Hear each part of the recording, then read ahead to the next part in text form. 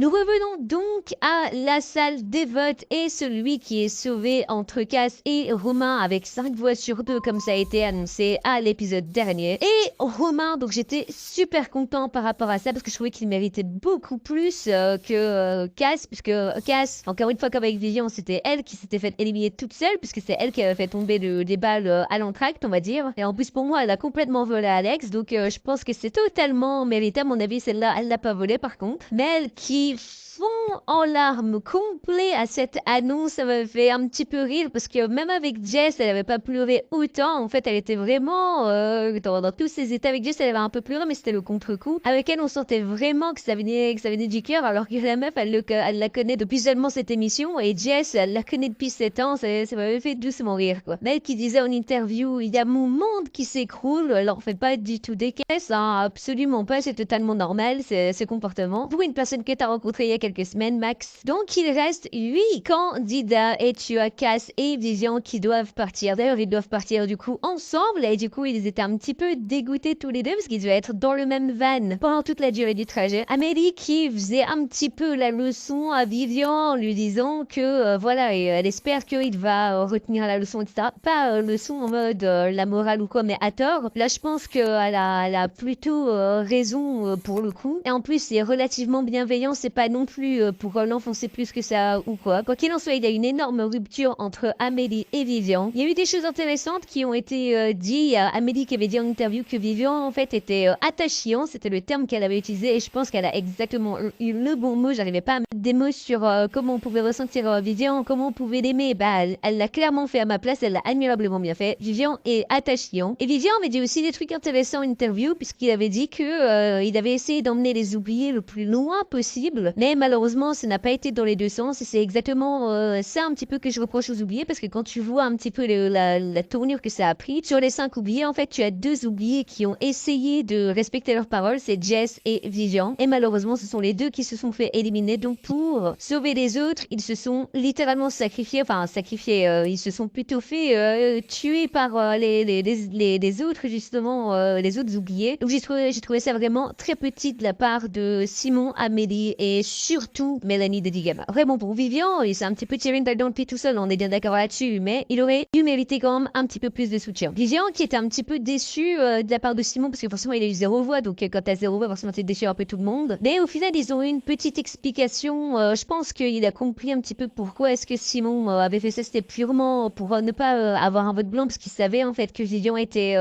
perdu en fait. Donc il voulait pas prendre le risque d'éliminer Cass pour rien parce que littéralement s'il votait pour Vivian et qu'il souhaitait quand même, il aurait jeté sa voix inutilement. En revanche, ce qui le peine le plus, c'est le non-vote de Julie. Et là, je dois admettre que Julie, elle est pas vraiment dans les combines, dans les strates quoi. Que ce soit Cass, que ce soit Romain, enfin même que ce soit Mel, elle s'en fout. Elle a pas d'affinité particulière avec les autres, hormis avec Vivian. Donc pas voter pour Vivian, j'avoue que elle c'est assez décevant. Après, elle a utilisé exactement le même argument et ils ont eu une discussion aussi. Elle a eu exactement le même argument que pour Simon, c'était pour éviter le vote blanc. Sauf que elle avait pas d'attache particulière avec les candidats, avec les nominés. Autant Simon, lui, c'était pour sauver Cass et Romain, donc il avait qu'une seule place de possible. Autant Julie, elle s'en foutait des 3 autres. Donc j'ai trouvé ça quand même vachement dommage de la part de Julie. Pour moi, son excuse marche pas. Vivian, donc, qui comprenait pas pour Julie, ça j'avoue que moi, je la comprends un peu à moitié. Et également pour Steph, bon, à mon avis, Steph, il a un peu manipulé. Hein. Il est gentil, il est beau, tout ce que tu veux. Sauf que au final, on va pas se mentir, Steph, il joue aussi un petit peu sur les mots. Il joue un peu le même jeu que Jade. Alors, il est pas spécialement mauvais. Hein. Loin de là, c'est encore une fois, ça reste juste un jeu. Mais avec Vivian, ça peut dépasser le cadre du jeu parce que là, lui, il se donne vraiment à fond quand il est dans une émission, etc. Donc, je peux comprendre que ça le peine. D'ailleurs, justement, il pleurait en interview. Il disait que il donnait toujours plus d'amour aux autres qu'il leur faisait en retour. Donc, ça m'avait énormément touché. D'ailleurs, je passe un petit message, pas à Vivian. Là, c'est plutôt à vous directement. Si vous voulez soutenir Vivian, je vous mets un lien dans la description. C'est le lien en fait de son Instagram. Et je vous invite à vous abonner en masse, à liker ce qu'il fait. Et surtout, il avait sorti un post où c'était la fameuse révélation avec les 0 voix et tout. Dites-lui que vous pouvez, si c'est le cas, hein, bien évidemment. Si vous n'avez rien à foutre, bien évidemment que ce message ne vous est pas destiné. Mais si ça vous a touché en fait ce qu'il a dit, je vous invite à lui faire savoir directement sur son Instagram. Au moins là, il le verra. Enfin, en tout cas, il a plus plus de chances de le voir sur ses posts que sur mes vidéos. Simon, de son côté, qui pleurait également pour Cass, il s'était fait un petit peu un câlin et tout. J'ai trouvé ça assez chou de la part de Simon parce qu'on sentait également que c'était sincère. Cass qui va faire un petit peu sourire parce qu'elle avait dit en interview, mon départ est tellement précipité. Ouais, bon, ça fait quand même depuis plusieurs éliminations qu'elle doit partir, hein, donc précipité, pas vraiment quoi. Le van arrive et donc ils se font des câlins pour se dire au revoir et puis ils se cassent. Bref, ils partent sans rancœur. Ça, c'était plutôt un départ dans la joie et la bonne humeur. C'était assez agréable. Simon qui avait dit un truc en interview aussi, il avait dit je donnerai ma vie et j'irai jusqu'à ma mort. Bon, ça reste une émission de télé-réalité, faut peut-être pas abuser non plus, hein. Puis deuxième partie de l'épisode, là c'est là où ça va commencer à s'accélérer un petit peu. Il y a le cap ou pas cap qui a été annoncé. Donc tu as le renard qui, ou alors c'est le chien, je sais jamais, mais bref, il y a l'un des animaux qui débarque à sa grande habitude et qui fait un petit peu le tour du château. Il regarde un petit peu tout le monde. D'ailleurs, il regardait également Mel et ça m'avait fait rire parce que Mel, elle avait dit ah ben moi c'est mort, hein, mon pote, je t'explique. Au final, c'est Simon qui a été choisi et comme d'habitude, le jeu se déroule toujours de la même manière. De toute manière, s'il gagne, il gagne 1000 euros. S'il perd, il fait perdre 1000 euros à la cagnotte. Il rentre donc dans la pièce et il y a entre eux, donc entre le renard et lui, un cylindre, un énorme cylindre rempli d'eau avec tout au fond un verre. À côté de ce cylindre, il y a deux verres où il y a des boulons rouges et noirs pour les deux joueurs. Et le but est simple, tu dois déposer un maximum de boulons en fait dans le verre qui se situe au fond. Donc c'est un jeu, une sorte de jeu de précision si tu veux. Chacun sont limités à 10 boulons et celui qui a le plus de boulons gagne le jeu. Au début, je me suis dit que c'était assez facile, mais apparemment pas tant que ça, puisqu'il n'y avait aucun des deux joueurs qui n'arrivait à mettre ne serait-ce qu'un seul boulon. À plusieurs reprises, Simon, quand il lançait son boulon, moi je me suis dit que ça allait, c'était bon. Sauf qu'en fait, pas du tout. En fait, c'est un effet de perspective, puisque le boulon, en fait, il rentrait dans le verre, sauf qu'il était devant le verre, ce qui fait que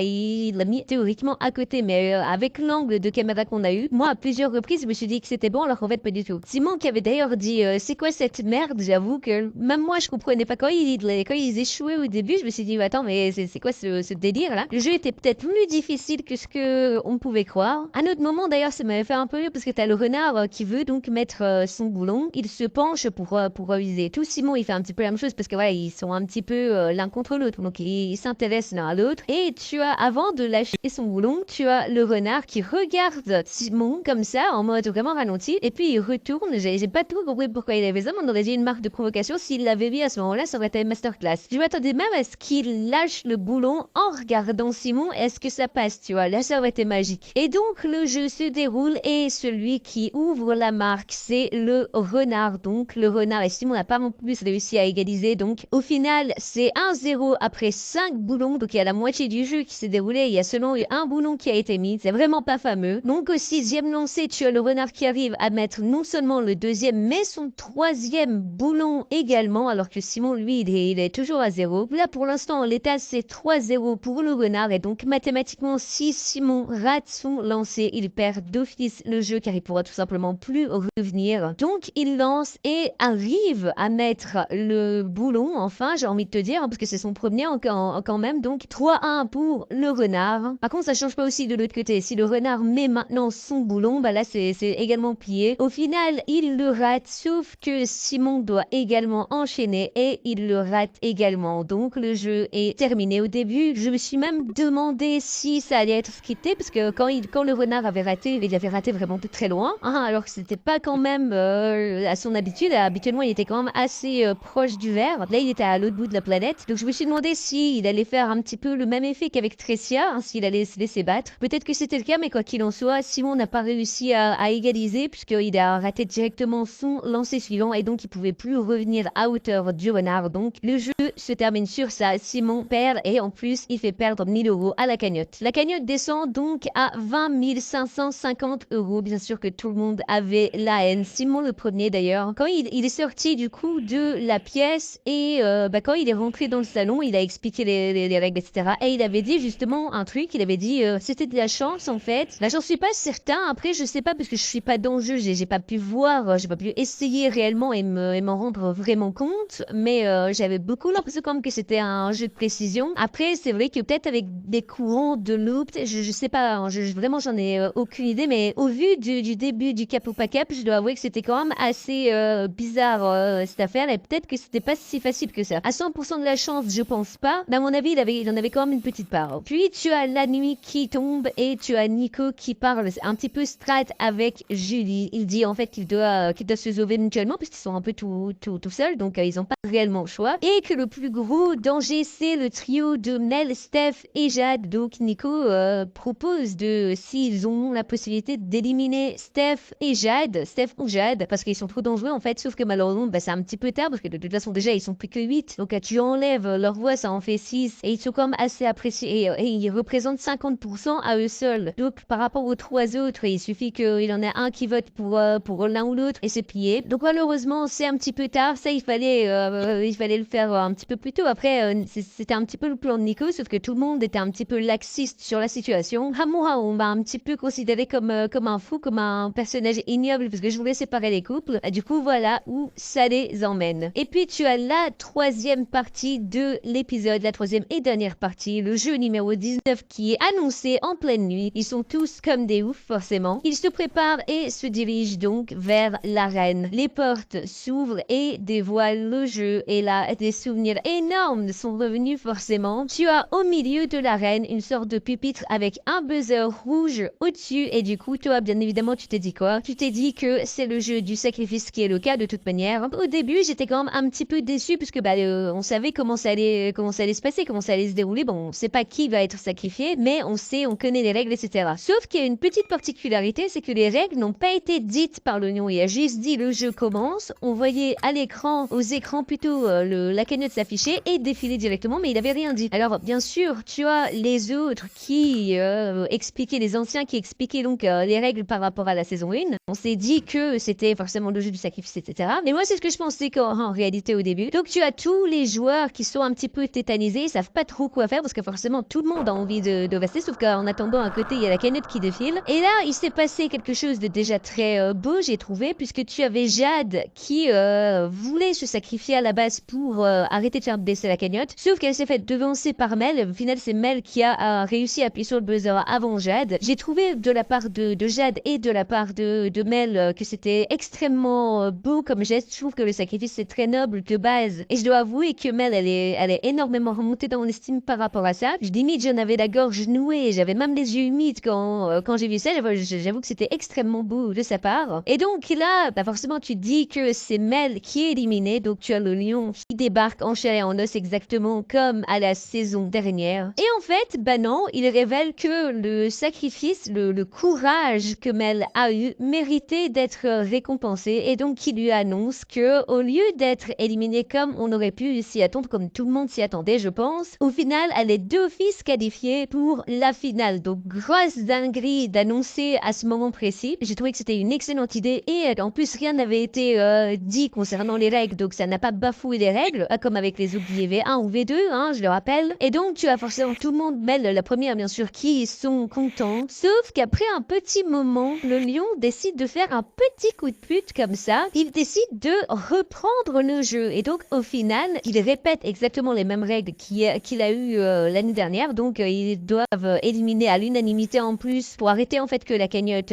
diminue jusqu'à 0. En plus, c'est donc 5 minutes, parce que après 5 minutes, la cagnotte elle est à 0. Donc, il faut pas non plus qu'ils traînent trop. Et là, forcément, tu as tous les candidats qui sont dégoûtés, et l'épisode en plus s'arrête sur ça. Donc, qui va se sacrifier? Si on suit la logique, normalement, ça doit être Jade, puisque c'était Jade qui avait voulu, qui s'était dirigé. Après, c'était une décision qu'elle avait prise, mais sur le coup, là, ils doivent tous être d'accord pour éliminer Jade. Est-ce que Steph va accepter d'éliminer sa femme? Très sincèrement, je ne pense pas, mais bon, s'il est aussi compète qu'il le dit, normalement, ça ne doit pas lui poser de problème. Après, est-ce que ça va être le cas? Je n'en sais strictement rien, et j'ai hâte justement d'être à l'épisode de demain pour savoir comment ça va se découpiller, en croisant très fort les doigts pour qu'il n'y ait pas d'épisode qui soit en décalé. Voici donc mon avis sur cet épisode. Un début qui était vraiment mou, vraiment lent. En même temps, il n'y avait plus rien. Le coup de vision par rapport à le côté émotionnel, etc. On l'avait déjà un petit peu digéré. Et moi, j'avoue que le départ de Cass, je m'en battais royalement des roubignoles, si tu vois ce que je veux dire. La deuxième partie était déjà un peu plus intéressante avec le cap ou pas cap, mais on va pas se mentir, c'est vraiment la troisième partie, le cœur de cet épisode. J'ai trouvé l'idée brillante parce qu'en fait, aucune règle n'avait été énoncée. En fait, ils ont joué uniquement sur notre mémoire par rapport à la saison dernière pour qu'on se forge nous-mêmes nos propres règles en fait. Du coup, c'était un petit jeu psychologique que la prod a eu. Pour moi, c'est une idée, c'est la meilleure idée en fait qu'ils aient eu de la saison, très clairement. En plus, je trouvais que c'était vraiment pénalisant et dommage de jeter un petit peu l'acte du sacrifice. C'est noble, etc., tout ce que tu veux. Sauf que ça aurait quand même pu mériter un peu plus quand c'était, par exemple, Adrien qui s'était proposé pour se sacrifier et qui s'est sacrifié, qui s'est fait jeter, qui s'est fait éliminer. Je me suis dit, non, c'est pas possible, il va être pêché, il va se passer un truc, tu vois. Pour, justement, parce que là, c'est quand même un geste. Alors oui, le lion avait énoncé des règles, mais ça aurait pu être un test. Ça aurait pu justement être le test pour le coup du sacrifice. Sauf qu'au final, pas du tout. Il a quand même été éliminé. J'ai trouvé ça vraiment injuste de la part du lion, parce que normalement, un geste aussi fort, ça aurait pu mériter quand même un peu plus que juste un départ. Hein. Et donc là, ils ont un petit peu rattrapé le coup avec Mel, donc j'étais super content par rapport à ça. Sauf qu'au final, bah, ils ont refait, ils sont quand même repartis, ils ont un petit peu tout annulé, hein, parce qu'ils sont repartis sur les règles de la première saison. Bon, alors c'est intéressant pour le retournement de situation. Il y a eu 2 retournements de situation coup sur coup, donc c'était giga intéressant. Mais la deuxième partie, du coup, le deuxième retournement, bah, moi, il me plaît pas des masses, parce que, bah, du coup, c'est-à-dire qu'il doit quand même avoir un éliminé. Et malheureusement, cet éliminé-là, bah, il va vraiment être éliminé, mais comme un con. En plus, personne n'a envie de se faire éliminer. Donc, c'est-à-dire qu'ils sont obligés de choisir quelqu'un, sinon la cagnotte est à 0. Et si t'es l'élu, mais que tu rapportes que dalle à ton follow. En gros, c'est ça le truc. C'est que c'est quelqu'un qui va devoir se sacrifier pour que son follower ne gagne même pas. Tu vois ce que je veux dire? C'est pour ça que je trouve que la logique, elle est complètement biaisée, en fait. Mais sinon, voilà, j'ai adoré quand même la première idée, contrairement, par exemple, à l'idée des oubliés, parce qu'on pouvait aussi l'assimiler par rapport aux oubliés, etc. Sauf que avec les oubliés, en fait, la règle était très clairement inscrite dans la conscience de tout le monde. Hein. Déjà, le titre, les 50, donc les oubliés V1, bah, ça veut dire que mathématiquement, ils sont 55, donc c'est pas censé exister. Et les oubliés V2, bah, tout au long de l'émission, il y a eu des éliminés et il n'y en a aucun qui se sont fait repêcher, donc les règles étaient clairement établies. Et seulement à ce moment précis, avec Jade, Steph et tout le bordel, bah là, ils ont été repêchés. J'ai trouvé ça extrêmement injuste, que ce soit pour les oubliés V1 ou pour les oubliés V2. Là, en l'occurrence, c'était pas le cas puisqu'ils ont joué totalement sur nos attentes, sur notre mémoire, alors que rien n'avait été révélé. C'était brillant. L'épisode donc s'achève ici. Si mon contenu te plaît, fais-le moi savoir en me laissant un énorme pouce bleu. À chaque fois que je vois ça, je vois que mon contenu plaît et donc moi, ça me motive à continuer. Qu'est-ce que tu attends pour me défoncer ce gros bouton rouge? N'hésite pas à activer la cloche pour ne rien louper et je te dis à la prochaine pour une prochaine vidéo. Ciao!